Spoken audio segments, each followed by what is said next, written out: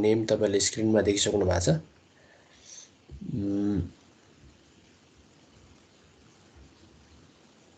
ल function of financial इन्टरमिडियरिज को topic थियो। यसलाई हामी अर्को वर्डमा रोल अफ फाइनेन्शियल इन्टरमिडियरिज पनि भनेर भन्छौँ। यो फाइनेन्शियल इन्टरमिडियरिजको चाहिँ रोल अथवा फंक्सन, यसको कार्य हैन। हिजो हामीले एक दुईवटा पोइन्टमा कुराकानी गर्दै थियौँ, त्यसपछि टाइम चाहिँ अलिकति सफिसियन्ट नभएको कारणले हामीले त्यतिमै इन्ड गरेका थियौँ। र म एकचोटि फेरि सरसर्ती यसलाई भनिदिन्छु। रिड्युसिङ ट्रान्जेक्सन कस्ट छ फर्स्टमा। फाइनेन्शियल इन्टरमिडिएट्सको चाहिँ फंक्सन अथवा यसलाई हामी रोल पनि भनेर भन्छौँ है। फाइनेन्शियल इन्टरमिडिएट्सको रोल चाहिँ अब फाइनेन्शियल इन्टरमिडिएरिज भनेको चाहिँ त्यस्तो हो हैन, जसले चाहिँ के को रूपमा काम गरेको हुन्छ त भन्दा लेन्डर र बरोवरको बीचमा चाहिँ काम गरेको हुन्छ, अथवा सरप्लस युनिट र डिफिसिट युनिटको पुलको रूपमा चाहिँ काम गरेको हुन्छ। अनि फाइनेन्शियल इन्टरमिडिएरिज त्यस्तो अर्गनाइजेसन पनि हो, त्यस्तो एउटा चाहिँ एजेन्ट कम्पनी हो जसले चाहिँ डिफ्रेन्ट काइन्ड्स अफ चाहिँ फेसिलिटिज प्रोभाइड गरेको हुन्छ। त्यो चाहिँ बरोवरलाई र लेन्डरलाई दुवैलाई चाहिँ एकसाथ ल्याउने काम पनि कसले गर्छ त भन्दा फाइनेन्शियल इन्स्टिट्युसनले गर्छ, अथवा फाइनेन्शियल इन्टरमिडिएट्सले हैन। त्यसलाई पनि हामी फाइनेन्शियल इन्टरमिडिएरिज भनेर नै भन्छौँ। अब फर्स्टमा छ रिड्युसिङ ट्रान्जेक्सन कस्ट। यसले चाहिँ ट्रान्जेक्सन कस्टलाई कम गराउँछ के। यदि फाइनेन्शियल इन्टरमिडिएरिज हुँदैन थियो भने है, फाइनेन्शियल इन्टरमिडिएरिज हुँदैन थियो भने, वित्तीय मध्यस्थकर्ता हुँदैन थियो भने लेन्डर बरोवरको बिचमा पुग्नको लागि चाहिँ उसले एक्स्ट्रा अदर कस्टहरू चाहिँ पेमेन्ट गर्नुपर्ने हुन्थ्यो हैन। उसले रिसर्च एन्ड इन्भेस्टिगेसन गर्नको लागि स्टडी गर्नुपर्ने त्यो टाइम पिरियड त छुट्टै छँदैछ कि। अब उसले लगानी गर्नुभन्दा अगाडि बरोवरलाई चाहिँ उसले केमा लगानी गर्दैछ त्यो पनि अब बुझ्नुपर्ने हुन्छ, किनभने आफ्नो लगानी चाहिँ डुब्ने हुनाले लेन्डरले धेरै कुरा चाहिँ स्टडी गरेर चाहिँ लिनुपर्ने हुन्छ हैन। अब त्यसैगरी लेन्डरले बरोवरले दिनको लागि चाहिँ वकिलहरू पनि राख्नुपर्ने हुन्छ हैन, जसको चार्ज पनि तिर्नुपर्ने हुन्छ। सो यी कारणले गर्दा चाहिँ यसको कस्टहरू चाहिँ बढ्ने हुन्छ। तर यदि फाइनेन्शियल इन्टरमिडिएरिज छ भने यसले सजिलै सहजताका साथ चाहिँ लेन्डरको मनीलाई लिएर बरोवरलाई प्रोभाइड गर्ने गर्छ र दुवैको बिचमा चाहिँ कन्ट्र्याक्ट गर्ने काम गर्छ फाइनेन्शियल इन्टरमिडिएरिजले हो, जसले गर्दा चाहिँ यसको ट्रान्जेक्सन कस्ट चाहिँ कम पर्न जान्छ। र अर्को भनेको रिड्युसिङ रिस्क थ्रु डाइभर्सिफिकेसन। यसले चाहिँ रिस्कलाई घटाउँछ थ्रु द डाइभर्सिफिकेसन भनेको लगानीको विविधता गरेर हैन।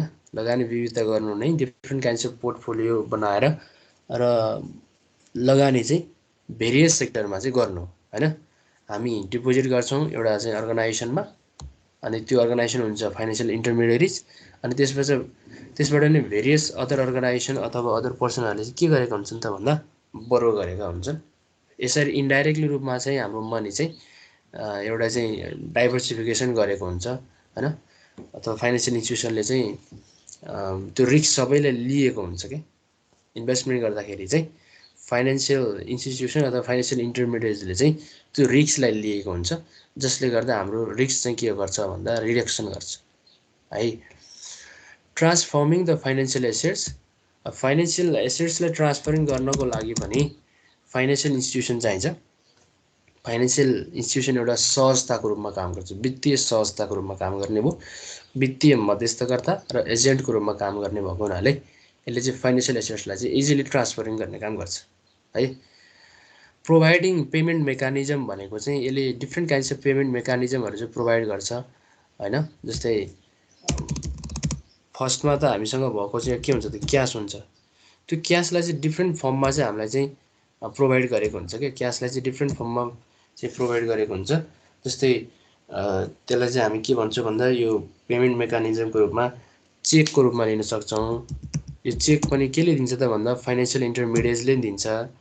त्यसै गरी क्रेडिट कार्ड हैन, क्रेडिट कार्ड भयो हो, यो पेमेन्ट मेकानिजम पनि कसले प्रोभाइडिङ गर्छ त भन्दा फाइनेन्शियल इन्टरमिडिएट्सले हैन।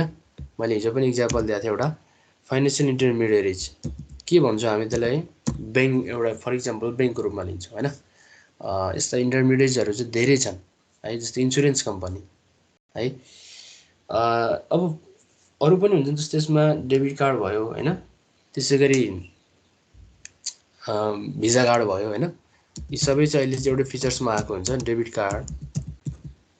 र यसले पनि के को रूपमा काम गर्छ त भन्दा यिनीहरूले पनि क्यासकै रूपमा काम गर्ने भयो के। अब यस्ता मेकानिजमहरू चाहिँ कसले चाहिँ प्रोभाइड गर्छ त भन्दा फाइनेन्सियल इन्टरमिडिएटले प्रोभाइड गर्छ है। यो पनि यसको के हो त फङ्सन भयो, फाइनेन्सियल इन्टरमिडिएट्सकै फङ्सनमा छौँ। यसले क्यासलाई चाहिँ डिफ्रेन्ट फर्ममा हामीलाई चाहिँ प्रोभाइड गरेको हुन्छ क्या, चेकको रूपमा, क्रेडिट कार्डको रूपमा, डेबिट कार्डको रूपमा हैन। अब यो डेबिट कार्ड क्रेडिट कार्ड यो सबै आजभोलि हामी चाहिँ एटिएम कार्डमा चाहिँ एडजस्ट भएर आएको हुन्छ है। सो यस्ता चाहिँ पेमेन्ट मेकानिजमहरूको पनि रन कसले गरेको हुन्छ अथवा कसले प्रोभाइड गरेको हुन्छ त भन्दा फाइनेन्सियल इन्टरमिडिएट्सले नै प्रोभाइड गरेको हुन्छ। त्यस्तै अर्को यो सँगसँगै अब इलेक्ट्रिकल फन्ड्सहरू ट्रान्सफर गर्ने हैन है, आइएमई गर्ने, यो पनि के हो त एउटा चाहिँ पेमेन्ट चाहिँ प्रोभाइडिङ गर्ने मेकानिजम पनि हो है, पेमेन्ट चाहिँ प्रोभाइडिङ गर्ने मेकानिजम पनि हो। र यस्ता मेकानिजमहरू चाहिँ प्रोभाइड गर्दाखेरि चाहिँ यो चिप हुन्छ हैन, भनेको सस्तो हैन, यसको कस्ट पनि कम पर्ने, अनि अर्को रिलायबल र सेक्युर पनि हुन्छ हैन। मनी हामीले बोकेर हिँड्नु र क्रेडिट कार्ड बोकेर अथवा एटिएम कार्ड बोकेर हिँड्नुको त्यो छुट्टै चाहिँ हाम्रो चाहिँ बेनिफिटहरू छन्, जसले गर्दाखेरि यस्ता मेकानिजमहरूलाई चाहिँ कसले रन गर्छ, कसले प्रोभाइड गर्छ त भन्दा फाइनेन्सियल इन्टरमिडिएट्सले रन गरेको हुन्छ, उसले प्रोभाइड गरेको हुन्छ, जसले गर्दा इजी एन्ड एसेसिबल हुन्छ, हाम्रो डेली लाइफमा पनि इजी एन्ड एसेसिबल भएको हुन्छ हैन। मनीको सेक्युर पनि भयो बिकज यसमा चाहिँ डिफ्रेन्ट अब सेक्युरिटी पिनदेखि लिएर हैन, यो चाहिँ अलिकति सेक्युर पनि छ, अलिकति रिलायबल पनि छ, र हाम्रो टेक्नोलोजी बेस्ड पनि छ, र फास्ट एन्ड चाहिँ हामीले टाइम पनि सेभ गर्न सक्छौँ। र अर्को कुरा भनेको यो पैसा बोकिराख्नु पर्ने झन्झटलाई पनि यसले के गरिदिएको छ भन्दा हटाएको पनि छ है। सो यस्तो फङ्सन पनि कसले प्रोभाइड गरेको छ भन्दा फाइनेन्सियल इन्टरमिडिएट्सले मात्रै प्रोभाइड गरेको छ। र अर्को हेरौँ हामी यो म्याच्युरिटी इन्टरमिडिएसन है, यसलाई अलिकति कुरा बुझ्नु होला। यो म्याच्युरिटी इन्टरमिडिएसन भनेको चाहिँ कस्तो हो भने अहिले पनि हामीले भनिहाल्यौँ लेन्डर र बरोवर हुन्छ हैन, लेन्डर र बरोवर हुन्छ। अनि लेन्डरले के गरेको हुन्छ भन्दा लेन्डरले चाहिँ आफ्नो मनी आफूसँग भएको पैसा चाहिँ उसले चाहिँ लगानी गर्न खोज्छ क्या, उसले लगानी गर्न खोज्छ, उसले लगानीको एरिया सर्च गरिराखेको हुन्छ, कहाँ लगानी गर्ने हैन, केमा लगानी गर्ने भन्ने कुरा चाहिँ उसले सर्च गरिराखेको हुन्छ हैन। अनि बरोवरले के गरेको हुन्छ भन्दा बरोवरले चाहिँ मनी कहाँबाट चाहिँ मनी चाहिँ हामीले चाहिँ बरो गर्न मिल्छ, कहाँबाट चाहिँ पैसा सापडी लिन मिल्छ भनेर उसले चाहिँ बरो गरिराखेको हुन्छ।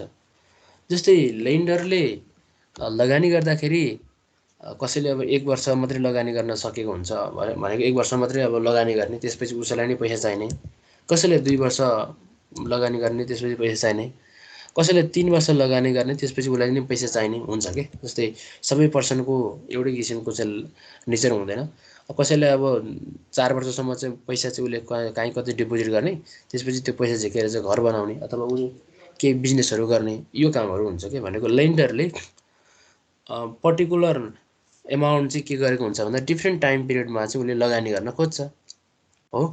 र बरोवरले पनि त्यस्तै हो, बरोवरले पनि कसैले 2 वर्षसम्म बरो गर्न खोज्छ, कहिले 5 वर्षसम्म, कसैले 7 वर्षसम्म, कसैले 8 वर्षसम्म चाहिँ मनी बरो गर्न चाहन्छ कि उसले सापटी लिन चाहन्छ।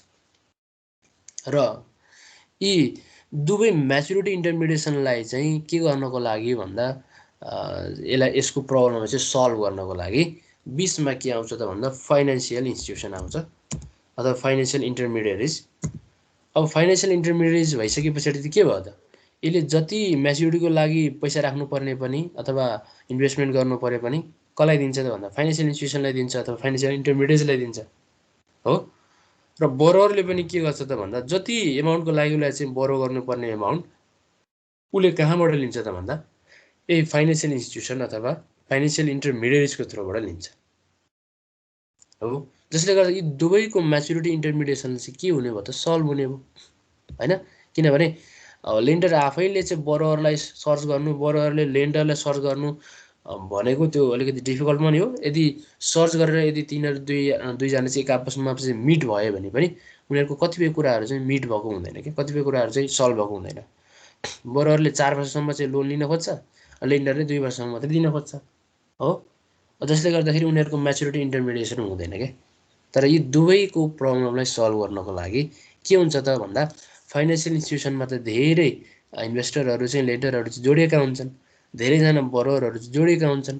यी दुवैको यो म्याचुरिटी इन्टरमिडिएसनलाई चाहिँ सल्भ गर्नको लागि कसले काम गर्छ त भन्दा यो फाइनेन्सियल इन्स्टिट्युसन अथवा फाइनेन्सियल इन्टरमिडिएट्सले काम गरेको हुन्छ हो। अब तिमीलाई चाहिँ अब 5 वर्षको लागि लोन चाहियो भने तिमी पर्सनसँग जाँदैनौ कि, तिमी डाइरेक्ट फाइनेन्सियल इन्स्टिट्युसनमा जान्छौ अनि त्यहाँ गएर तिमी आफ्नो चाहिँ अब लोन लिने, अब कति समयको लागि लोन लिन्छ त्यो सबै कुरा चाहिँ डिटेल प्रस्तुत गरिसके पछाडि फाइनेन्सियल इन्स्टिट्युसनले चाहिँ तपाईँको सबै कुरालाई सुनेर त्यो एनालाइसिस गरेर तपाईँलाई चाहिँ बरो गर्ने काम गर्छ होइन, दिने काम गर्छ होइन। फाइनेन्सियल इन्स्टिट्युसनले फेरि तपाईँलाई चाहिँ लेन्डरको अथवा इन्भेस्टमेन्ट चाहिँ त्यो अब उसले इन्भेस्टमेन्ट गर्ने काम गर्छ, लिएको इन्भेस्टमेन्टलाई चाहिँ इन्भेस्टमेन्ट गर्ने काम गर्छ अथवा लिएको मनीलाई इन्भेस्टमेन्ट गर्ने काम गर्ने हो। त्यस्तै लेन्डरले पनि अब आफ्नो पैसा चाहिँ डिपोजिट गर्नु पऱ्यो, जम्मा गर्नु पऱ्यो, लगानी गर्नु पऱ्यो भने चाहिँ अब ऊ चाहिँ कहाँ जान्छ त भन्दा डाइरेक्ट बरोवरकोमा नगएर ऊ चाहिँ फाइनेन्सियल इन्स्टिट्युसनमा जान्छ र त्यहाँ गएर आफ्नो चाहिँ मनीलाई डिपोजिट गर्छ अथवा सेभ गर्छ हो। सो यसरी दुवैको लेन्डरको होस् अथवा बरोवरको होस् दुवैको म्याचुरिटी इन्टरमिडिएसनलाई चाहिँ सल्भ कसले गर्छ त भन्दाखेरि फाइनेन्सियल इन्स्टिट्युसन अथवा फाइनेन्सियल इन्टरमिडिएट्सले गर्ने भयो है। फाइनेन्सियल यो म्याचुरिटी इन्टरमिडिएसन भनेको कुरा त्यही बुझ्नु है त, यिनीहरूको म्याचुरिटी पिरियड चाहिँ इन्टरमिडिएसन गर्ने क्या, मिलाउने है त। किन नमिलेको हुन्छ हो, त्यो नमिलेकोलाई चाहिँ के गर्ने त भन्दा मिलाउने काम चाहिँ फाइनेन्सियल इन्टरमिडिएट्स अथवा फाइनेन्सियल इन्स्टिट्युसनले गर्ने काम गर्छ है त। अर्को हेरौँ, alleviation of adverse selection and moral hazard भन्ने छ अर्को। यो भनेको चाहिँ कस्तो हो भने यो पनि लेन्डर र बरोवरकै बिचमा हो, लेन्डर र बरोवरकै बिचमा हो। यदि लेन्डर र बरोवर मात्रै छन्, त्यो चाहिँ फाइनेन्सियल इन्टरमिडिएटको चाहिँ पार्टिसिपेसन छैन, फाइनेन्सियल इन्टरमिडिएटले चाहिँ त्यहाँ काम गरेको छैन भने के हुन्छ त भन्दा लेन्डरले बरोवरलाई होइन, लेन्डरले चाहिँ बरोवरलाई लोन दिनको लागि अथवा बरोवरले चाहिँ लोन मागेको हुन्छ लेन्डरसँग, अनि लेन्डरले चाहिँ लोन दिनको लागि उसले चाहिँ पुरै स्टडी गर्छ क्या अब बरोवरको केमा लगानी गर्ने होइन। अनि त्यसबाट कति रिजल्ट हुन्छ उसले सोधेर अथवा उसले आफैले पनि त्यो सेक्टरमा नसोधिकन आफूले पनि बुझ्ने काम गर्छ क्या। अब अदर डाटाहरू कलेक्सन गरेर बुझ्ने काम गर्छ है, त्यो लेन्डरले चाहिँ बुझ्ने काम गर्छ। र के हुन्छ भने त्यहाँ यी दुवैको लेन्डर र बरोवरको बिचको चाहिँ प्रब्लम के हुन्छ त भन्दाखेरि अब बरोवरले चाहिँ त्यो लेन्डरसँग लिएको पैसा चाहिँ कतै लगेर लगानी डुबाउने पो हो कि होइन, उसलाई लोन दियो अथवा उसलाई चाहिँ अब इन्भेस्टमेन्ट गर्नको लागि पैसा दियो भने उसले पछि फिर्ता नगर्ने पो हो कि, उसले कस्तो ठाउँमा लगानी गर्ने हो, त्यो लगानी गरेको एरियाले चाहिँ कतिको सुइटेबल छ होइन, त्यसलाई चाहिँ वरिपरिको इन्भाइरोमेन्टले कसरी चाहिँ एडजस्ट गर्न सक्छ, उसले त्यो लगानीले चाहिँ कसरी अगाडि बढाउन सक्छ भन्ने कुराको चिन्ता चाहिँ कसलाई हुन्छ त भन्दाखेरि त्यो लेन्डरलाई हुन्छ है। उसले आफ्नो लगानी अथवा पैसा चाहिँ लोनको रूपमा दिनुभन्दा अगाडि नै उसले सोचिसकेको हुन्छ कि उसलाई अब चाहिँ दिने अथवा नदिने। त्यसलाई नै भन्छ हामी एलिभिएसन अफ एडभर्स सेलेक्सन होइन।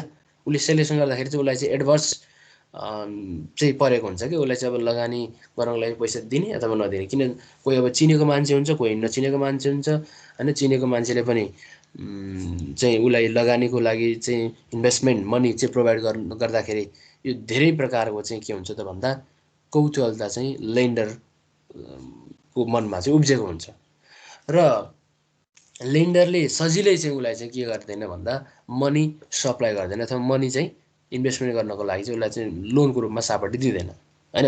हो त्यसलाई नै भन्छ हामी के भन्छौँ त भन्दा एलिभिएसन अफ एडभर्स सेलेक्सन भनेर भन्छौँ।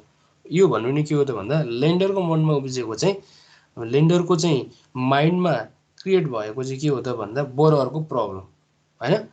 किनभने हुन त अब लेन्डरसँग चाहिँ इन्फर्मेसन मानव अब कम नै हुन्छ, किनभने लेन्डरले चाहिँ त्यो पैसालाई चाहिँ उसले आफ्नो चाहिँ इन्भेस्टमेन्ट गर्न नसकेपछि नै के गरेको हुन्छ भन्दा उसले चाहिँ सापट्टि दिन खोज्छ। त बरुवाले के गरेको हुन्छ भन्दाखेरि बरुवाले चाहिँ धेरै त्यस्ता इन्फर्मेसनलाई कलेक्सन गरेर चाहिँ लगानी गर्नको लागि उसलाई चाहिँ मनी निडेड भएको हुन्छ। अनि यो एडभर्स सेलेक्सन भइसके पछाडि अथवा यो यिनीहरूको चाहिँ अब मनमा चाहिँ अब लेन्डरको मनमा चाहिँ एउटा चाहिँ सेक्युरिटी फिल नभएको कारणले गर्दाखेरि के हुँदैन भन्दा बरुवाहरूलाई चाहिँ राइट टाइममा अथवा उसले चाहिँ सर्च गरेको अथवा उसले चाहिँ बरो गर्न चाहेको एमाउन्ट चाहिँ पाउन नसक्ने पनि हुन्छ। तर यदि यी दुवैको बिचमा चाहिँ फाइनेन्सियल इन्स्टिट्युसन हैन लाइक ब्याङ्क चाहिँ आयो भने के हुन्छ, यो लेन्डरले चाहिँ विदाउट एनी रेस्ट्रिक्सन हैन विदाउट एनी रिस्क हो उसले के गर्छ त भन्दा आफ्नो मनी चाहिँ फाइनेन्सियल इन्स्टिट्युसनमा चाहिँ डिपोजिट गर्छ अथवा फाइनेन्सियल इन्टरमिडिएटलाई दिन्छ। अनि फाइनेन्सियल इन्टरमिडिएटले कसलाई दिन्छ त भन्दा यो बरोहरूलाई दिने काम गर्छ हो। त्यसको लागि पनि फाइनेन्सियल इन्स्टिट्युसनले अथवा फाइनेन्सियल इन्टरमिडिएटले के गर्ने भयो त भन्दा दुवैको बिचमा चाहिँ यो एडभर्स सेलेक्सन हटाउने काम चाहिँ कसले गर्ने भयो त भन्दा यो लेन्डर र बरोरको बिचमा चाहिँ यो फाइनेन्सियल इन्टरमिडिएट्सले गर्ने भयो है, फाइनेन्सियल इन्टरमिडिएट्सले गर्ने भयो। त्यसै गरी अर्को छ यहाँ मोरल हजार्ड। मोरल हजार्ड भनेको चाहिँ कस्तो भने लोन दिएको पैसा चाहिँ अथवा लेन्डरले दिएको पैसा चाहिँ बरोवरले चाहिँ टाइममा तिर्न नसक्ने, त्यसलाई चाहिँ भन्छौँ मोरल हजार्ड हैन, खतरा हैन, त्यो मानसिक अब रूपमा नै अब त्यो खतरामा पर्ने है। त्यो लगानी चाहिँ अब दिएको छ, अब टाइममा उसले पैसा तिर्न सकेन भने त अब के भयो त भन्दा त्यो लगानी डुब्ने भयो हो। त्यसलाई नै भन्छ हामी के त भन्दा मोरल हजार्ड। र यो मोरल हजार्डबाट चाहिँ बच्नको लागि पनि काम कसले गर्छ त भन्दाखेरि फाइनेन्सियल इन्टरमिडिएट्सले हैन। यो लगानी गरेको अथवा हाम्रो चाहिँ पैसा अथवा लेन्डरले चाहिँ दिएको पैसा चाहिँ फाइनेन्सियल इन्स्टिट्युसनले एनी हाउ चाहिँ त्यसलाई पेमेन्ट गर्नै पर्छ। यदि बरोवरले फाइनेन्सियल इन्स्टिट्युसनलाई नदिए पनि फाइनेन्सियल इन्स्टिट्युसनले चाहिँ त्यो इन्भेस्टरको चाहिँ मनी सेभ गर्नुपर्ने हुन्छ अथवा उसको चाहिँ लगानी फिर्ता गर्नुपर्ने हुन्छ। जुन उनीहरूले सुरुमा कन्ट्र्याक्ट गरेको थियो त्यही इन्ट्रेस्ट हैन त्यति नै टाइम पिरियडभित्र चाहिँ फाइनेन्सियल इन्स्टिट्युसनले चाहिँ पेमेन्ट गर्नुपर्ने हुन्छ। जसले गर्दाखेरि जो इन्भेस्टर अथवा लेन्डरको पनि के हुने भयो त भन्दा एउटा मनोबल एउटा चाहिँ एउटा रिस्क लेभल चाहिँ कम हुने हुन्छ। र यो alleviation of adverse selection and moral हजार्डले भन्न खोजेको कुरा पनि त्यही नै हो। यो दुवैको बिचमा चाहिँ फाइनेन्सियल इन्स्टिट्युसन अथवा इन्टरमिडिएट्सले काम गर्छ, जसले गर्दा चाहिँ के हुन्छ भन्दा उनीहरूको रिस्क लेभल चाहिँ कम हुन्छ। अनि यो मोरल्ली रूपमा उनीहरूको चाहिँ मनी चाहिँ अब हजार्ड हुने अथवा मनी चाहिँ अब त्यो लगानी डुब्ने त्यो खतराबाट चाहिँ बचाउने काम कसले गर्छ अथवा त्यो एउटा प्रत्याभूति अथवा त्यो एउटा चाहिँ सुनिश्चितता कसले प्रदान गर्छ त भन्दा फाइनेन्सियल इन्टरमिडिएट्स अथवा फाइनेन्सियल इन्स्टिट्युसनले गर्ने काम गर्छ है। यही कुरा हुन् यो फाइनेन्सियल इन्टरमिडिएट्सको फङ्सनहरू। तपाईँले अरू अरू फङ्सन पनि राखेर चाहिँ लेख्न सक्नु पनि हुन्छ हैन, आफ्नो छुट्टै चाहिँ अब त्यसलाई चाहिँ डिफाइनिङ गर्दै हैन रिजन दिँदै तपाईँहरूले चाहिँ त्यो अरू कुरा पनि अब मेन्सन गर्न सक्नुहुन्छ हैन। जस्तो अब यो आजभोलिको टाइममा फाइनेन्सियल इन्टरमिडिएट्सले प्रोभाइड गर्ने चाहिँ धेरैवटा चाहिँ फङ्सनहरू पनि छन् है। त्यस्तै अब त्यस्ता नयाँ नयाँ टेक्निक अनुसारै उनीहरूले न्यू फङ्सनहरू चाहिँ पर्फर्मेन्स गरिराखेका छन् हैन, with the use of the new mechanism हैन, पेमेन्ट मेकानिजमहरू युज गरेर डिफ्रेन्ट प्लेसमा चाहिँ एटिएम मेसिनहरूको चाहिँ प्रोभाइडिङ गरेर मोबाइल ब्याङ्किङदेखि लिएर हैन उनीहरूले सम्पूर्ण फङ्सनहरू चाहिँ आजभोलि अब आफ्नो वेबसाइटमा पनि आफ्नो नोटिस प्रोभाइडिङ गरेर हैन यसरी चाहिँ रन गरेका छन्। र उनीहरूको एउटा फङ्सन त्यो पनि हो हैन, फङ्सन त्यो पनि हो जुन चाहिँ अब नेपाल राष्ट्र ब्याङ्कले चाहिँ उनीहरूलाई डिक्लेयर गरिदिएको पनि हुन्छ। इच एन्ड एभ्री केसेसमा चाहिँ उनीहरूले आफ्नो नोटिसलाई चाहिँ अब पब्लिस गर्नुपर्ने हुन्छ नेसनल डेलीमा अथवा आजभोलिको टाइममा भनेको सोसियल मिडियामा हैन। नेसनल डेलीमा पनि उनीहरूले पब्लिस त गर्नै पर्यो र आजभोलिको टाइममा चाहिँ सोसियल मिडियामा पनि हामी देख्न सक्छौँ उनीहरूको अब डिफ्रेन्ट पेजबाट हैन यसरी पनि हामीले हेर्न सकिन्छ।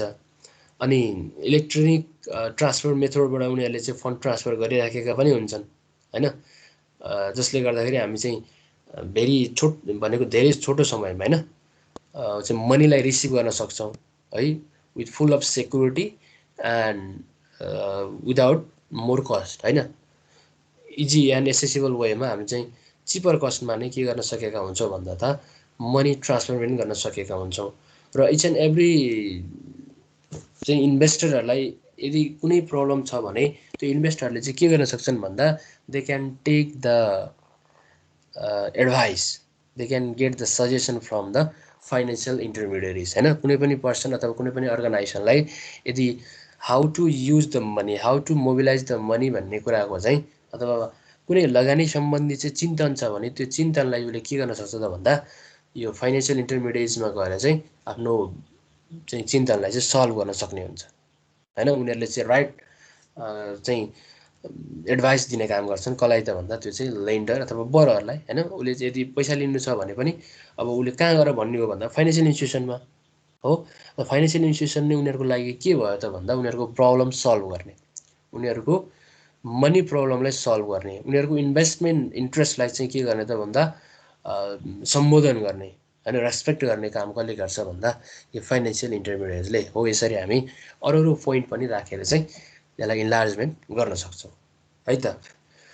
अब हामी अहिले बिल्कुल फर्स्ट च्याप्टरमा छौँ, इन्ट्रोडक्सनमै छौँ र हाम्रो अर्को टपिक छ टाइप्स अफ फाइनेन्शियल इन्स्टिट्युसन भन्ने बारेमा पनि छ है।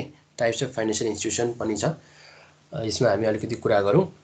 अब भर्खरै हामीले फाइनेन्शियल इन्टरमिडिएट्सको पनि कुरा गऱ्यौँ र त्यसमा फाइनेन्शियल इन्टरमिडिएट्स नै हामीले फाइनेन्शियल इन्स्टिट्युसनलाई पनि भनेका छौँ र त्यही फाइनेन्शियल इन्स्टिट्युसन नै हामी पढिराखेको पनि छौँ। फाइनेन्शियल इन्स्टिट्युसन भनेको यस्ता इन्स्टिट्युसन हुन् जसले चाहिँ पब्लिकबाट चाहिँ मनीलाई एक्सेप्ट गरेर डिफ्रेन्ट सेक्टरमा चाहिँ के गरेको हुन्छ त भन्दा डिफ्रेन्ट सेक्टरमा चाहिँ लगानी गरेको हुन्छन् फाइनेन्शियल इन्स्टिट्युसनले। र फाइनेन्शियल इन्स्टिट्युसन नै को हुन् त भन्दा फाइनेन्शियल इन्टरमिडिएट्स नै हुन् जसले लेन्डर र बोरोवरको बिचमा चाहिँ के गरेको हुन्छ भन्दा भेरियस फङ्सन चाहिँ प्रोभाइडिङ गरेको हुन्छ हैन।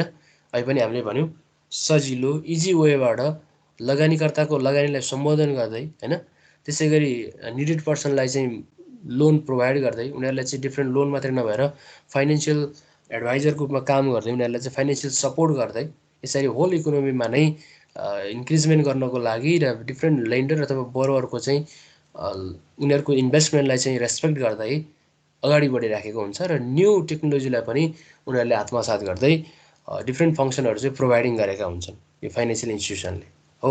त्यही फाइनेन्शियल इन्स्टिट्युसनको बारेमा हामी अहिले कुराकानी गर्दैछौँ। अब यो फाइनेन्शियल इन्स्टिट्युसनलाई चाहिँ जेनरली अब हामीले to types of financial institution भनेर चाहिँ यसरी डिभाइडिङ गर्न सकिन्छ। टु टाइप्सहरू चाहिँ के हुन् त भन्दा यो डिपोजिटरी फाइनेन्शियल इन्स्टिट्युसन र नन डिपोजिटरी फाइनेन्शियल इन्स्टिट्युसन हैन। एउटा चाहिँ डिपोजिट गर्ने फाइनेन्शियल इन्स्टिट्युसनको आधारमा, अर्को चाहिँ डिपोजिट नगर्ने हैन, डिपोजिट नगर्ने फाइनेन्शियल इन्स्टिट्युसनको आधारमा चाहिँ फरक छुट्याउन सकिन्छ हैन। Okay, depository financial institution they accept deposit from the public daily, they can take they can accept deposit from the public. यिनीहरूको काम नै के हुन्छ त भन्दा डिपोजिट पब्लिकबाट एक्सेप्ट गर्ने नै हुन्छ भने यो नन डिपोजिटरी फाइनेन्शियल इन्स्टिट्युसन भनेको they do not accept deposit from general public हैन। तिनीहरूले चाहिँ जेनरल पब्लिकबाट चाहिँ डिपोजिट एक्सेप्ट गर्दैनन् है। अब के गर्छन् त भन्ने कुरा हुन्छ, उनीहरू चाहिँ कन्ट्र्याक्चुअल सेभिङ गर्छन् के। कन्ट्र्याक्चुअल सेभिङ भनेको एउटा कन्ट्र्याक्ट गर्छन् कि उनीहरूले, जस्तै insurance company, pension fund, government retirement फन्डहरूले चाहिँ के गर्छन् त भन्दा एउटा कुनै एउटा स्किममा कन्ट्र्याक्ट गरेका हुन्छन्, स्किममा हैन। जस्तै पेन्सन फन्डले चाहिँ त्यो उनीहरूको चाहिँ सेभिङ गर्ने मात्रै हुन्छ कि, त्यो पनि एउटा स्किम नै हो त्यो गभर्मेन्टको चाहिँ अथवा त्यो इम्प्लोइजहरूलाई हैन। पेन्सन फन्ड भनेको अब यसमा चाहिँ जोइन हुने भनेको अरू पनि हुन पाउँछन्। जो इम्प्लोइजहरू छन् उनीहरूलाई चाहिँ उनीहरूको सेभिङ अथवा उनीहरूलाई चाहिँ दिएको एउटा स्किम नै भनौँ। अनि गभर्मेन्ट रिटायरमेन्ट फन्ड यो पनि एउटा स्किम नै भयो हो। इन्सुरेन्स कम्पनी एउटा स्किम नै हो, किनभने यसले पनि आफ्नो एउटा चाहिँ नयाँ नयाँ पोलिसीहरूलाई चाहिँ बेचेर हैन, नयाँ नयाँ पोलिसीलाई चाहिँ बेचेर त्यसबाट के कलेक्सन गर्छ त भन्दा मनी कलेक्सन गर्छ। तर त्यो चाहिँ के हुन्छ त भन्दा डिपोजिट किसिमको हुँदैन, उनीहरूले चाहिँ कन्ट्र्याक्चुअल सेभिङ गरेका हुन्छन् कि। कन्ट्र्याक्चुअल सेभिङ भनेको एउटा को बिचमा एउटा कन्ट्र्याक्ट गरेर अनि उनीहरूले चाहिँ के गरेका हुन्छन् भन्दा किस्ता कलेक्सन गरेका हुन्छन् क्या हो। इन्सुरेन्सको चाहिँ किस्ता कलेक्सन गरेका हुन्छन्, त्यो चाहिँ रेगुलर वेमा हुन्छ। रेगुलर वेमा भनेको जस्तै इयर वाइज हैन, इयरमा एकचोटि डिपोजिट गर्ने, अर्को इयरमा एकचोटि डिपोजिट गर्ने, त्यो चाहिँ के भयो त कन्ट्र्याक्चुअल सेभिङ भयो कि है। त्यो त्यो चाहिँ डेली डिपोजिट गर्न गयो भने इन्सुरेन्स कम्पनीले चाहिँ अब हाम्रो डेली डिपोजिट चाहिँ लिँदैन। जस्तै पेमेन्ट फन्डले पनि सरी यो पेन्सन फन्डले पनि डेली डिपोजिट लिँदैन। गभर्मेन्ट रिटायरमेन्ट फन्डले पनि डेली डिपोजिट लिँदैन। तर यिनीहरूले कस्तो अवस्थामा लिन्छ त भन्दा जस्तै पेन्सन फन्ड अनि गभर्मेन्ट रिटायरमेन्ट फन्डले चाहिँ महिनाको एकचोटि मात्रै उनीहरूको स्यालेरीबाट सर्टेन पर्सेन्ट चाहिँ डिपोजिट गरिदिएको हुन्छ होइन। डिपोजिट गरेर त्यसैलाई नै रिइन्भेस्टमेन्ट गरेर चाहिँ लास्टमा चाहिँ उनीहरू यो इम्प्लोइजहरूलाई चाहिँ प्रोभाइडिङ गर्ने हो, मनी रिटर्न ब्याक गर्ने हो। यो इन्सुरेन्स काम पनि त्यही नै हो, पेन्सन फन्ड र गभर्मेन्ट रिटायरमेन्ट फन्डको पनि काम त्यही नै हो है। भनेको नन डिपोजिटरी फाइनेन्सियल इन्स्टिट्युसन यिनीहरू पनि फाइनेन्सियल इन्स्टिट्युसन नै हुन्। यिनीहरूले पनि डिफ्रेन्ट एक्टिभिटिज फाइनेन्सियल इन्टरमिडिएट्सको रूपमा काम त गर्छन्, तर they do not accept deposit from general public. तिनीहरूले चाहिँ जेनरल पब्लिकबाट चाहिँ एक्सेप्ट डिपोजिट गर्दैनन्, बट के गर्छन् त भन्दा कन्ट्र्याक्चुअल सेभिङ गर्छन्, कन्ट्र्याक्चुअल सेभिङ गर्छन् है त। अब हेरौँ, अब यो accept deposit from the general public यो डिपोजिटरी फाइनेन्सियल इन्स्टिट्युसनमै हेरौँ। यो फाइनेन्सियल इन्स्टिट्युसनमा फर्स्ट नम्बरमा पर्ने चाहिँ के छ त भन्दा कमर्सियल ब्याङ्क छ है। त्यसलाई हामी वाणिज्य ब्याङ्क भनेर भन्छौँ। र यो कमर्सियल ब्याङ्कको चाहिँ अलिकति यहाँ तल लिस्ट पनि मैले राखिदिएको छु। कमर्सियल ब्याङ्कको चाहिँ मिनिमम पिरियड अफ क्यापिटल चाहिँ कति हुनुपर्छ भन्दा अहिले चाहिँ 8 बिलियन हुनुपर्छ है। अहिलेको मिनिमम पिरियड अफ क्यापिटल चाहिँ 8 बिलियन हुनुपर्छ। र ए क्लास ऱ्याङ्किङ ब्याङ्कलाई हामी के भन्छौँ त भन्दा कमर्सियल ब्याङ्क भनेर भन्छौँ है। कमर्सियल ब्याङ्कलाई चाहिँ हामीले ए क्लास होइन ब्याङ्क भनेर यसलाई चाहिँ यसको वर्गीकरण यसको चाहिँ के को आधारमा त भन्दा पिरियड अफ क्यापिटलको आधारमा चाहिँ वर्गीकरण गरिदिएको छ है। पिरियड अफ क्यापिटलको आधारमा चाहिँ कमर्सियल ब्याङ्कलाई चाहिँ वर्गीकरण गरिदिएको छ। र अहिले नेपालमा पछिल्लो चरणमा चाहिँ जम्मा अब 26 ब्याङ्कहरू छन् रिसेन्टली होइन। हामीले डाटाहरू हेऱ्यौँ भने चाहिँ अहिलेसम्मको डाटा हेऱ्यौँ भने चाहिँ 27 पनि देखाउँछ।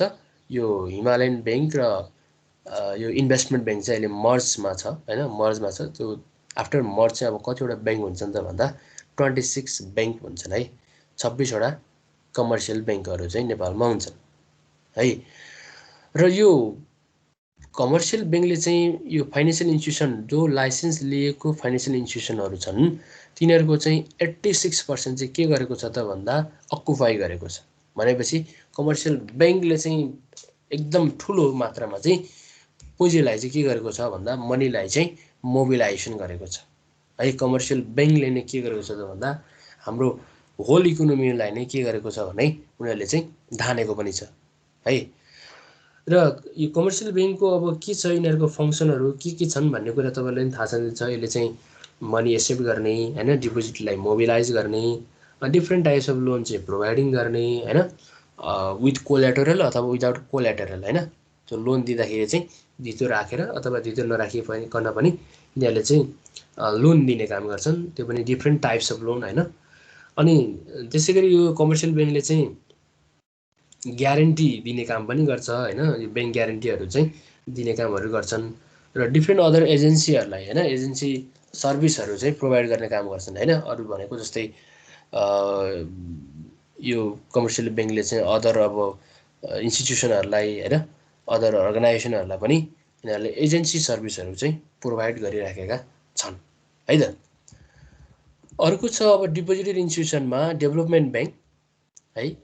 अब यो डेभलपमेन्ट ब्याङ्क पनि के छन् त भन्दा र नेपालको कन्डिसनमा हेरौँ। फर्स्ट अब डेभलपमेन्ट ब्याङ्क भनेको एग्रिकल्चर डेभलपमेन्ट ब्याङ्क लिमिटेड भइहाल्यो। यो चाहिँ एग्रिकल्चर सेक्टरमा चाहिँ रिफर्म गर्नको लागि डेभलपमेन्ट गर्नको लागि एग्रिकल्चर सेक्टरमा अब हाम्रो कन्ट्री भनेको चाहिँ नेपाली चाहिँ एग्रिकल्चरल कन्ट्री पनि भनेर भन्छौँ।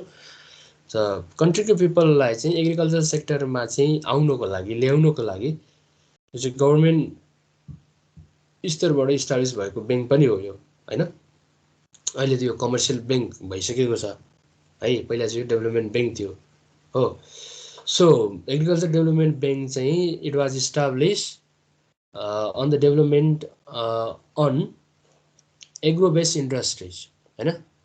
कृषिसँग सम्बन्धित इन्डस्ट्रीहरूलाई चाहिँ डेभलप गर्नको लागि इस्टाब्लिस भएको ब्याङ्क भयो यो।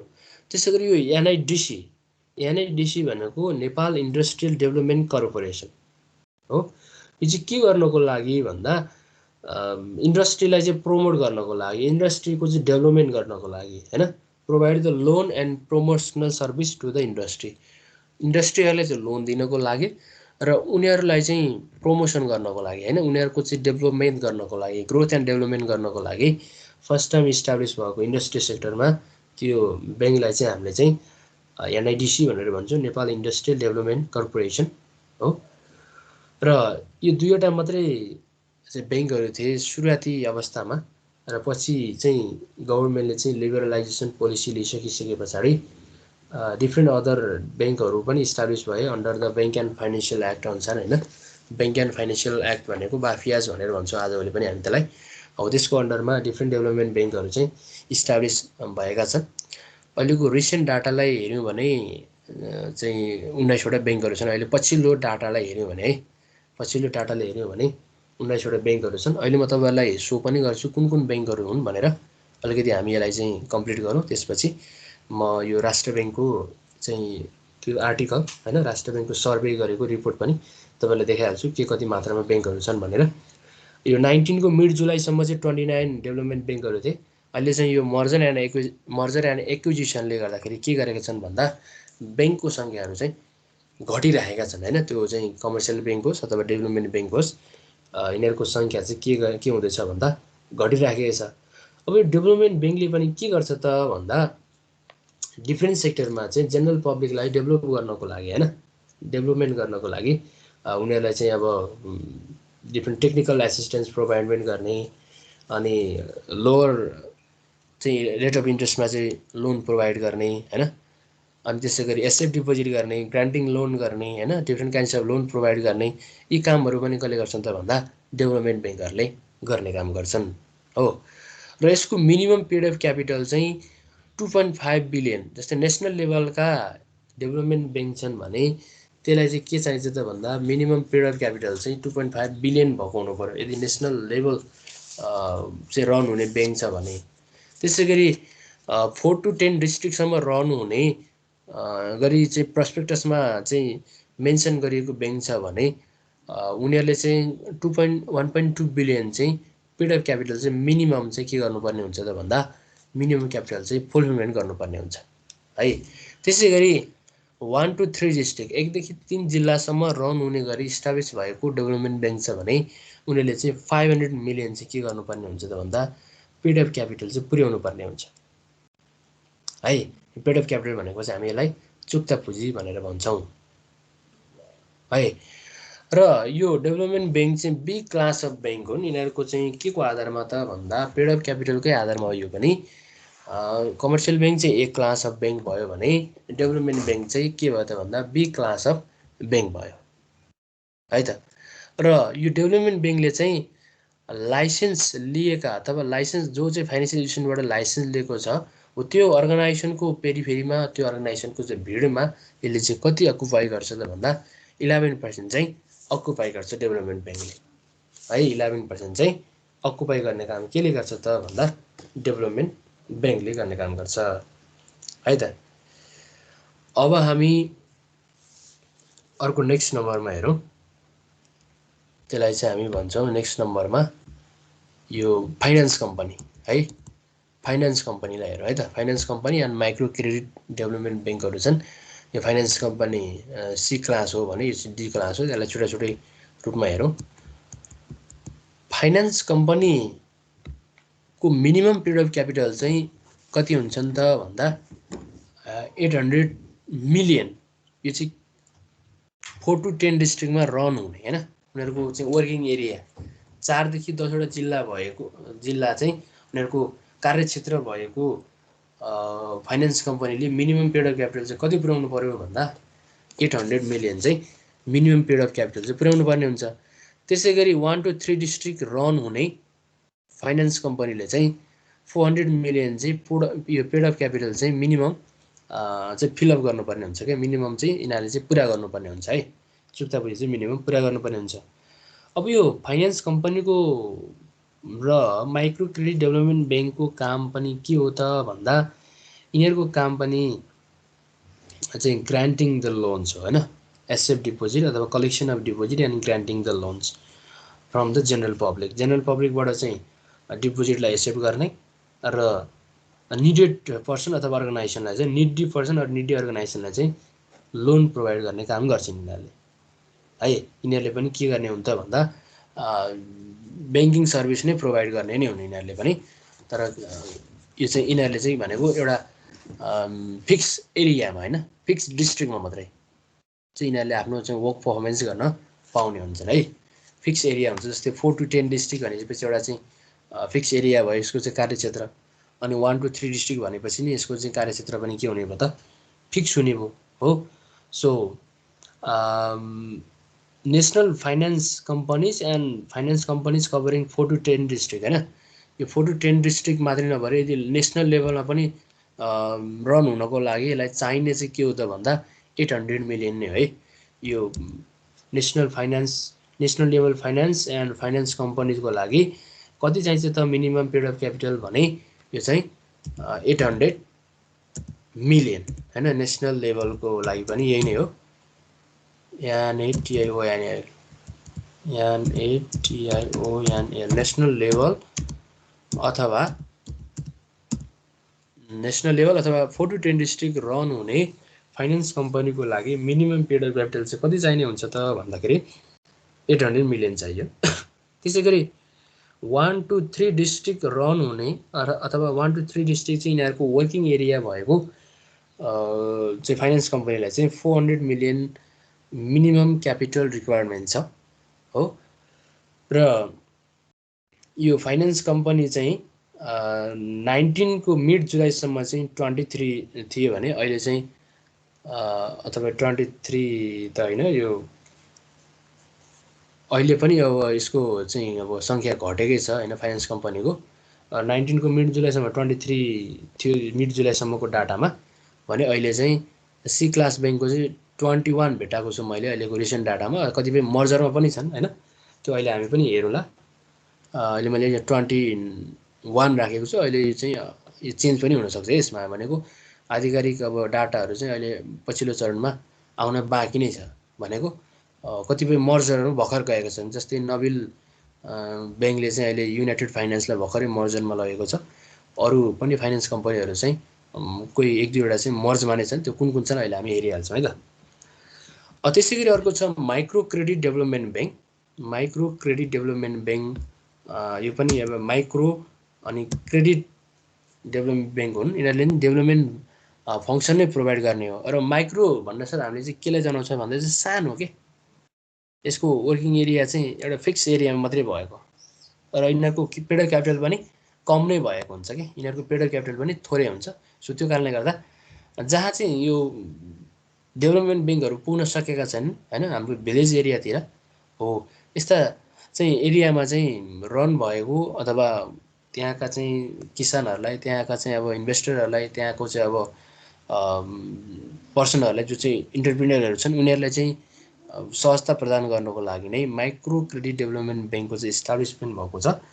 र यो माइक्रो क्रेडिट डेभलपमेन्ट ब्याङ्कहरू चाहिँ नेपालको चाहिँ कुना कुनामा पुगेका छन् यिनीहरू चाहिँ होइन, कुना कुनामा पनि छरिएर रहेका छन्।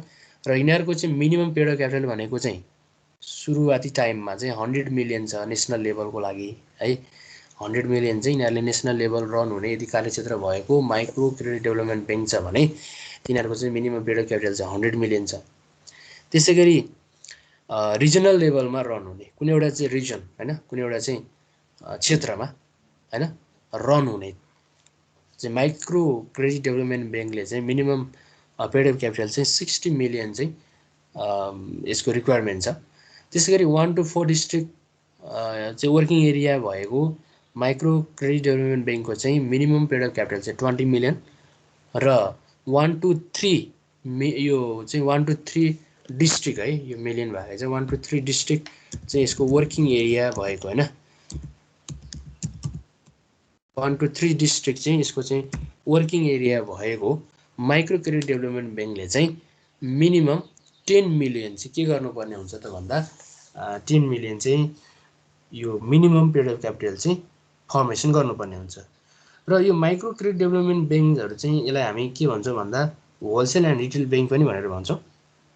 यसले चाहिँ होलसेल अब रिटेल ब्याङ्क भनेको चाहिँ यसले ठुलो लगानी पनि गर्ने हुन्छ र साना साना कर्जाहरू पनि दिने हुन्छन् कि, चाहिँ निडी पर्सन अथवा निडी अर्गनाइजेसनलाई, जस्तै हाम्रो नेपालको चाहिँ डिफ्रेन्ट एरियामा भएका स्मल चाहिँ इन्टरप्रिनरहरूलाई चाहिँ सपोर्ट गर्नको लागि हैन, एग्रिकल्चर सेक्टरमा चाहिँ किसानहरूलाई सपोर्ट गर्नको लागि हैन, अनि त्यस्तै आजभोलि चाहिँ डिफ्रेन्ट अब चाहिँ बिजनेस गर्नको लागि हैन, सासाना बिजनेस गर्नको लागि, जस्तै तरकारी खेती गर्नको लागि हैन, त्यस्तै गरी अर्को चाहिँ डिफ्रेन्ट अब फार्मिङ गर्नको लागि पनि यो माइक्रो क्रेडिट डेभलपमेन्ट ब्याङ्क चाहिँ इस्टाब्लिस भएको र यसले चाहिँ होलसेल एन्ड रिटेल चाहिँ ब्याङ्किङ सर्भिस दिन्छ भनेको मतलब यसले ठुल्ठुलो प्रोजेक्टमा पनि लगानी गरेको हुन्छन् र यिनीहरूले चाहिँ साना साना हैन लोन दिने अथवा साना साना चाहिँ इन्भेस्टरहरूलाई पनि भनेको स्मल इन्भेस्टरलाई पनि यिनीहरूले चाहिँ डिफ्रेन्ट सर्भिसहरू चाहिँ पर्फर्मेन्स गरेका हुन्छन्, त्यो फङ्सन चाहिँ यिनीहरूले प्रोभाइड गरेका हुन्छन् है त।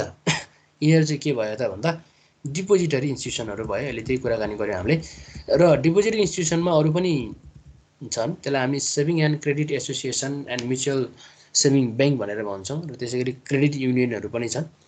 यिनीहरूले पनि के गर्छन् त भन्दा डिपोजिट एक्सेप्ट गर्ने र निडी पर्सनलाई चाहिँ लोन ग्रान्ट गर्ने हुन्छन्। यिनीहरू चाहिँ एकदम माइक्रो लेभलमा भएका हुन्छन् कि, भनेको यो भनेको ससाना युनिटमा चाहिँ छरिएर बसेका हुन्छन्।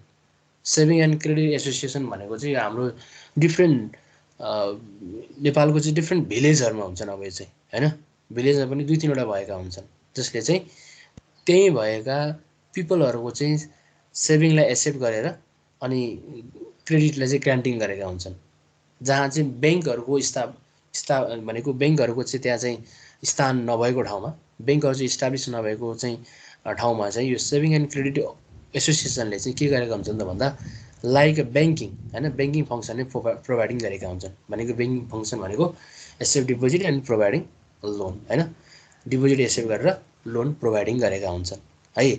त्यसलाई नै हामी के भन्छौँ त saving and credit association and mutual ब्याङ्कहरू भनेर भन्छौँ। अनि यिनीहरूले चाहिँ भनेको यिनीहरूको मेन फङ्सन भनेको नै त्यही नै हो, saving deposit and granting the loan नै हो है। यिनीहरूले चाहिँ अब ब्याङ्किङ एक्टिभिटिजलाई नै फोरकास्टिङ भनेको यिनीहरूले आत्मसात गर्दै र जहाँ ब्याङ्कको चाहिँ एरिया नभएको र ब्याङ्क चाहिँ पुग्न नसकेको ठाउँमा र त्यसै गरी ब्याङ्किङ फङ्सन चाहिँ नलिएका पर्सनहरूलाई चाहिँ के गरेका हुन्छन् त भन्दा यो saving and credit association and mutual saving ब्याङ्कले चाहिँ पर्फर्मेन्स गरेका हुन्छन्। किनभने यिनीहरू चाहिँ एउटा लोकल एरियामा इस्टाब्लिस भएको हुन्छ हैन, लोकल एरियामा इस्टाब्लिस भएको भइसके पछाडि यिनीहरूले चाहिँ लोकल पिपुललाई चाहिँ उनीहरूलाई चाहिँ फाइनेन्सियली स्ट्रङ बनाउनको लागि नै यो सेभिङ एन्ड क्रेडिट एसोसिएसन अथवा म्युचुअल सेभिङ ब्याङ्कहरूले चाहिँ काम गरेका हुन्छन् है। र तिनीहरूले अर्को चाहिँ के पनि पर्फर्मेन्स गरेका हुन्छन् भन्दा यिनीहरूले चाहिँ टेक्निकल एडभाइजरको रूपमा पनि काम गरेका हुन्छन्। यो चाहिँ लोकल एरियामा हैन, टेक्निकल एडभाइजर भनेको जो पर्सनले चाहिँ अब मनी निडेड भएको छ त्यस्ता पर्सनहरूलाई चाहिँ, त्यस्ता ग्रुपहरूलाई, त्यस्ता इम्पावरमेन्ट ग्रुपहरूलाई चाहिँ टेक्निकल सपोर्ट पनि गर्ने काम गर्छ। कसले त भन्दा saving and credit association and mutual saving ब्याङ्कहरूले है। यिनीहरूले चाहिँ कन्ट्रीको पिपुललाई माथि उठाउनको लागि अथवा इक्वल डिस्ट्रिब्युसनको लागि है, इक्वल डिस्ट्रिब्युसनको लागि पनि यिनीहरूले काम गरेका हुन्छन्। भनेको पुवर पिपुललाई पनि माथि उठाउनको लागि अथवा पुवर पिपुललाई पनि लगानीमा चाहिँ एडजस्ट हुनको लागि पनि कसले काम गरेको हुन्छ भन्दा saving and credit association and mutual saving ब्याङ्कले। किनभने पुवर पिपुलहरू चाहिँ यो ब्याङ्कसम्म चाहिँ उनीहरूको चाहिँ के भएको हुँदैन भन्दा लिङ्क भएको हुँदैन, उनीहरू ब्याङ्कसँग चाहिँ उनीहरूको पहुँच पुगिसकेको हुँदैन, जसले गर्दा उनीहरूले चाहिँ आफ्नो सानो सानो एमाउन्टलाई सेभिङ गरेर अनि त्यहीँबाट उनीहरूले टेक्निकल एडभाइस साथै उनीहरूले चाहिँ त्यो मनीलाई चाहिँ लोनको रूपमा युटिलाइज गर्न सकेर चाहिँ के गरेका हुन्छन् त भन्दा सानो सानो चाहिँ मनी पनि सेभिङ गरेर त्यसबाट उनीहरूले चाहिँ आफ्नो जीवनस्तर चाहिँ उकास्ने कामहरू चाहिँ गर्ने काम गर्छ। र त्यसको लागि सपोर्ट गर्ने, त्यसको लागि हेल्प गर्ने, त्यसको लागि चाहिँ एउटा फाइनेन्सियल इन्टरमिडिएट्सको रूपमा काम गर्ने हैन, एउटा एजेन्सीको रोल प्ले गर्ने अर्गनाइजेसनलाई चाहिँ हामी के भन्छौँ त भन्दा saving and credit association and mutual saving bank भनेर भन्छौँ। यिनीहरू चाहिँ नेपालमा चाहिँ नेपालको चाहिँ डिफ्रेन्ट कुना कुनामा चाहिँ छरिएर बसेका छन् हैन। एउटै चाहिँ बिडिसी म्युनिसिपालिटीमा पनि 3-4वटा 4-5वटा चाहिँ यो सेभिङ एन्ड क्रेडिट एसोसिएसनहरू चाहिँ खुलेका पनि छन् हैन। जस्तै अब यो सेभिङ एन्ड क्रेडिट एसोसिएसनमा आजभोलि हामी हेर्नु पर्दाखेरि चाहिँ डिफ्रेन्ट सहकारी संस्थाहरू हैन, बहुउद्देश्य सहकारी संस्थाहरू, यिनीहरू नै के हुन् त भन्दा सेभिङ एन्ड क्रेडिट एसोसिएसनका चाहिँ इक्जाम्पलहरू हुन्। त्यस्तै अर्को पनि के छ त भन्दा क्रेडिट Excuse युनियन me, हैन, sir. यो क्रेडिट हजुर सुन्नु न, मेरो मात्र यो लिभ भयो कि बेला बेला लिभ भएको भइछ किन? लिक भएको छ। त्यही त नि, यहाँबाट लिभ भएको छ क्या, साउन्ड नआएन कि यो ग्रुपबाटै जान्छ अनि फेरि जोइन गर्नुपर्ने भएको कि के भयो यस्तो? हो र त्यही त होइन, अरूको नि यस्तै भयो कि मेरो मात्र हो भन्न खोज्छु। अरू पनि यस्तै भएको छ। एक्चुअली के छ भन्नु त, बेला बेलामा लिभ हुने फेरि जोइन हुने त्यस्तो प्रब्लम भइरहेछ। छैन सर, अरूको छैन भन्नुभएको छ। यहाँ मेरो चाहिँ के भयो त, म त हेर्छु एकछिनपछि त उस्तो जान्छ फेरि। यदि अब नेट जाने आउने भएको भए मलाई पनि यहाँ चाहिँ नोटिस आउँछ नि त, भनेको नेट हुँदा कनेक्टिङ भनेर देखाएको हुन्छ, त्यो चाहिँ देखाएको छैन होइन। मेरोमा पनि नेट त कनेक्सन भइराखेको छ। अब के छ त्यसको प्रब्लम चाहिँ हेर्नु होला है त।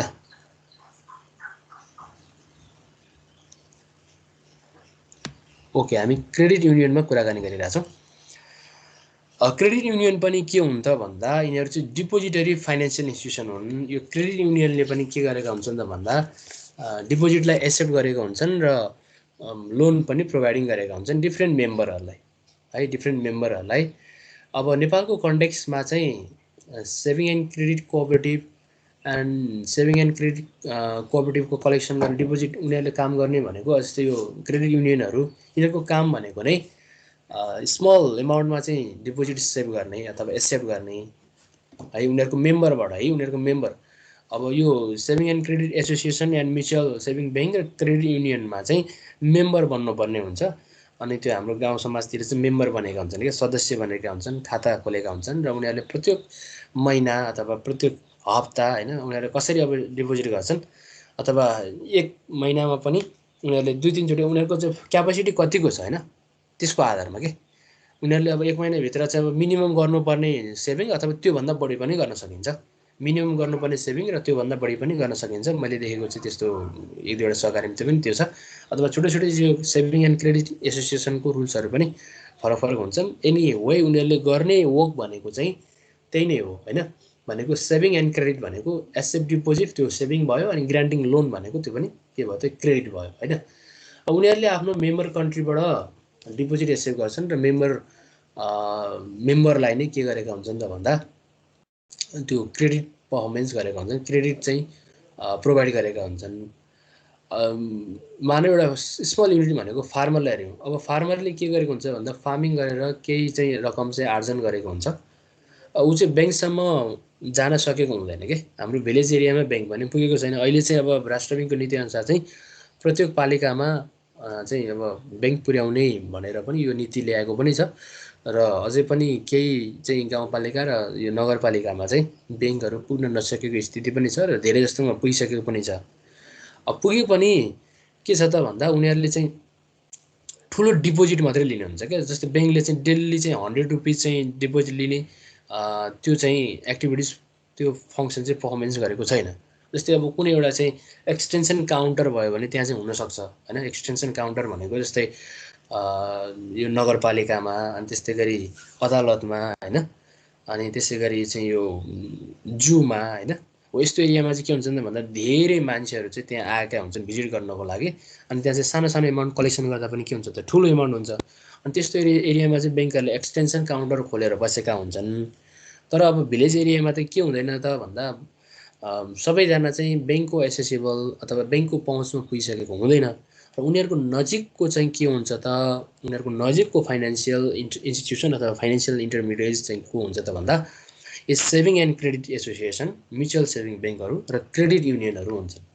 र उनीहरूले के गर्छन् त भन्दा फार्मरबाट चाहिँ डिपोजिट एक्सेप्ट गरेका हुन्छन् र त्यो डिपोजिटलाई उसले चाहिँ के गरेको हुन्छ त भन्दा पछि आफ्नै फार्मिङमा युज गरेको हुन्छ र उसलाई चाहिएको बेलामा लोन पनि दिने हुन्छन्, किनभने ऊ चाहिँ मेम्बर बनिसकेको हुन्छ। र त्यो मात्रै नभएर त्यस्ता चाहिँ ग्रुपहरूलाई चाहिँ सेभिङ एन्ड क्रेडिट यो एसोसिएसन एन्ड म्युचुअल सेभिङ ब्याङ्कहरूले र क्रेडिट युनियनहरूले चाहिँ टेक्निकल सपोर्ट पनि गरेका हुन्छन्। जस्तै कुखुरा पालनहरूलाई चाहिँ पालन गर्नको लागि ट्रेनिङ अर्गनाइजिङ गर्ने होइन। त्यसै गरी चाहिँ यस्तै अब फार्मिङ सेक्टरमा जस्तै अब हुन्छ नि तरकारी खेतीको लागि चाहिँ अब उनीहरूले टेक्निकल एडभाइजरको रूपमा काम गर्ने हो यस्तो कामहरू गरेका हुन्छन् र त्यसबाट प्रभावित भइसके पछाडि उनीहरूले त्यो एक्टिभिटिज रन गर्नको लागि अब एमाउन्ट चाहिँ कहाँबाट लिन्छन् त भन्दा यो अर्गनाइजेसनबाट लिन्छन् के अब यो अर्गनाइजेसनबाट लिन्छन् अब यो अर्गनाइजेसनबाट लिइसके पछाडि उनीहरूले आफ्नो डिपोजिट पनि कहाँ गर्छन् त भन्दा यही अर्गनाइजेसनमा गर्छन् यदि उनीहरूले ठुल्ठुलो चाहिँ डिपोजिट गर्नु पऱ्यो काम गर्नु पऱ्यो भने मात्रै उनीहरू कहाँ जान्छन् त भन्दा ब्याङ्कसम्म पुग्ने काम गर्छन् है त ब्याङ्कसम्म चाहिँ पुग्ने काम गर्छन् यो कुरा नै के हुन् त भन्दा अहिलेसम्म हामीले रिड गरेको डिपोजिटरी फाइनेन्सियल इन्स्टिट्युसनको चाहिँ फङ्सनहरू हुन् र नेपालमा अहिले पछिल्लो डाटा चाहिँ अब यो saving and credit cooperation and mutual saving bank र क्रेडिट युनियनहरू चाहिँ धेरै छन् नेपालमा होइन अब हामीले यो 17-18 को डाटा हेर्नु पऱ्यो भने नेपालमा चाहिँ 34,952 चाहिँ के छ त भन्दा सेभिङ एन्ड क्रेडिट कोअपरेटिभहरू छन् होइन त्यो सँगै गरेर के समेत गरेर भन्दा यो टोटल चाहिँ सेभिङ एन्ड क्रेडिट कोअपरेटिभ गरेर हो होइन अब यो पछिल्लो डाटा चाहिँ हामीले सर्च गर्नुपर्ने हुन्छ मैले सर्च गर्न खोजेँ त्यो कोही एथेन्टिकेट भने एक्युरेट डाटा चाहिँ पाउन सकिने यसमा तपाईँहरू पनि हेर्दै गर्नु होला है त अब यी त भयो भर्खर हामीले रिड गरेका चाहिँ के हुन् त भन्दा यिनीहरू चाहिँ डिपोजिटरी फाइनेन्सियल इन्स्टिट्युसनहरू हो र यसलाई चाहिँ हामी अलिकति यो चाहिँ केबाट भन्दा हामीले यो कति छन् के छन् भन्ने कुरा चाहिँ यो नेपाल राष्ट्र ब्याङ्कको पेजमा पनि हेर्न सक्छौँ मैले तपाईँहरूलाई एउटा सानो यहाँ अर्को पेजमा तपाईँहरूलाई चाहिँ सो गराउँछु जसमा चाहिँ हामी डिपोजिटरी फाइनेन्सियल इन्स्टिट्युसनहरू चाहिँ के छन् त त्यसलाई पनि हामी हेर्छौँ हामीसँग अब टाइम एकैछिन लिउँ मैले एकैछिन टाइम लिन्छु अब धेरै टाइम त छैन एकैछिन टाइम लिन्छु अब पछिल्लो चरणमा अब नेपाल राष्ट्र ब्याङ्कले के गरेको छ भन्दा यो यिनीहरूको चाहिँ यो ब्याङ्क एन्ड फाइनेन्सियल इन्स्टिट्युसनको चाहिँ लिस्टहरू चाहिँ पब्लिस गर्दै पनि आएको छ अब यो चाहिँ नेपाल राष्ट्र ब्याङ्कको चाहिँ होम पेज त होइन यो चाहिँ मैले अर्को चाहिँ ओपन गरेँ जहाँ नेपाल राष्ट्र ब्याङ्कको डाटा अनुसार नै के गरेको छ भन्दा ब्याङ्क एन्ड फाइनेन्सियल इन्स्टिट्युसनहरूको चाहिँ अपरेसन डेटदेखि लिएर यसको चाहिँ हेड अफिसदेखि लिएर यिनीहरूको पेड अफ क्यापिटल के कति छ यी सबै सो गरेको छ तपाईँले नम्बर 4 मा देख्न सक्नुहुन्छ Nepal investment bank under merger process with Himalayan bank र हिमालयन ब्याङ्कमा चाहिँ under merger process with Nepal investment bank छ जम्मा टोटल चाहिँ हामीले तल देख्न सक्छौँ 27 ब्याङ्क देख्न सक्छौँ यो दुवै मर्ज भएपछि कति हुन्छन् त भन्दा हाम्रो नेपालको डाटा चाहिँ कमर्सियल ब्याङ्कको 26 हुन्छन् है भनेको दुईवटा ब्याङ्क चाहिँ एउटा भइसके पछाडि अब यसको सङ्ख्या चाहिँ घट्ने हो र यसको क्यापिटलहरू सबै चाहिँ यहीँ पनि दिएको छ हेर्नु हैन क्यापिटलको आधारमा चाहिँ यसरी छुट्याएको छ ब्याङ्कहरूलाई अनि डेभलपमेन्ट ब्याङ्कहरू पनि कतिवटा छन् अहिले पछिल्लो चरणमा यो पछिल्लो चरणको हो पछिल्लो चरणमा चाहिँ ब्याङ्क यो डेभलपमेन्ट ब्याङ्क चाहिँ 18 वटा छ पछिल्लो चरणमा है पछिल्लो चरणमा अहिलेको अन्तिम चरण भनेको भर्खरको डाटा हो यहाँ नै के भनेको छ भन्दा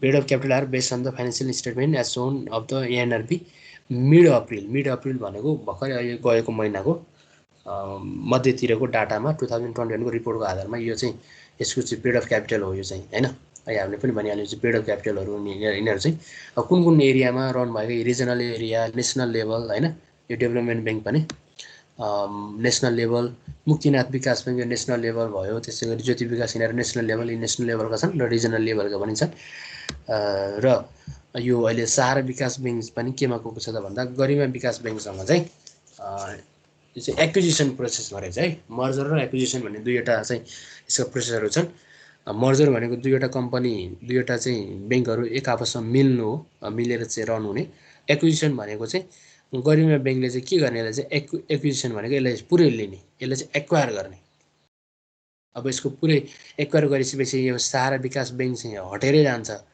र अब नयाँ नाम चाहिँ के हुन्छ त भन्दा गरिमा विकास ब्याङ्क मात्रै हुन्छ है त्यो एक्विजिसनको काम चाहिँ त्यही नै हो अब फाइनेन्स कम्पनी चाहिँ तपाईँहरूले देख्न सक्नुहुन्छ यहाँ अहिले यो युनाइटेड फाइनेन्स चाहिँ नबिल ब्याङ्कसँग एक्विजिसन प्रोसेसमा छ है नबिल ब्याङ्कले चाहिँ युनाइटेड फाइनेन्सलाई लिएको छ यो चाहिँ अब नेसनल लेभलको पनि फाइनेन्स कम्पनी हो यसको क्यापिटल चाहिँ 104.08 मिलियन हैन 08 मिलियन चाहिँ छ अनि अर्को फाइनेन्स कम्पनी भनेको सृजना फाइनेन्स कम्पनी चाहिँ फाइनेन्स लिमिटेड चाहिँ under acquisition process with citizen bank limited अब सिटिजन ब्याङ्कले ल्याएर चाहिँ यसलाई सिटिजन ब्याङ्कसँग चाहिँ एक्विजिसन प्रोसेसमा छ यो त्यसै गरी अर्को ललितपुर फाइनेन्स कम्पनी चाहिँ नेपाल फाइनेन्सले एक्वायर गरेको छ है, नेपाल फाइनेन्सले एक्वायर गरेको छ। र यसरी टोटल चाहिँ 20 चाहिँ के छ त भन्दा यो डेभलपमेन्ट ब्याङ्कहरू छन् अहिले पछिल्लो चरणमा हैन, पछिल्लो चरणमा फेरि यो नयाँ डाटा चाहिँ रिभाइज भएर आउँछ, चाहिँ अहिले एक्विजिसन प्रोसेसमा मात्रै छ। यो चाहिँ सबै कम्प्लिट भइसके पछाडि नयाँ डाटामा आउँछन् र डेभलपमेन्ट ब्याङ्क पनि घट्दो क्रममा छ है। घट्दो क्रम भनेको अब ललितपुर फाइनेन्स एउटा घट्ने भइहाल्यो यहाँबाट, यो लिस्टबाट सृजना फाइनेन्स घट्ने भइहाल्यो र युनाइटेड फाइनेन्स, यो तीनवटा चाहिँ घट्ने क्रम घट्ने हुन्छ र यो 20वटाबाट अब 17वटा मात्रै हुने भयो है फाइनेन्स कम्पनी।